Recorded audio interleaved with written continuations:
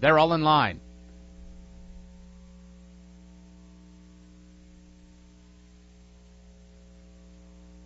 And they're off. And Naked Love was 2 steps slow leaving the gate.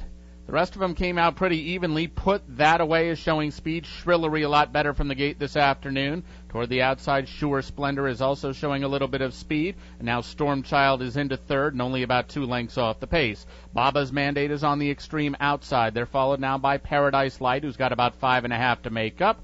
Then we come to Genuine Pride, and the slow-starting Naked Love is trying to get involved from the back of the pack. They move into the far turn. Put That Away, and Eddie Nunez show the way, but a host of pursuers. Here comes Baba's Mandate, the outside. Shrillery slipping through an opening at the inside, and Storm Child is also right there. These 4 are right together, less than a quarter mile out, and Shrillery has got a good trip to be right up battling for the lead. Baba's Mandate, Shrillery, they're almost right together. Baba's Mandate just a little bit of ahead in front. It's Baba's Mandate now going better than Shrillery. Storm Child runs along in third.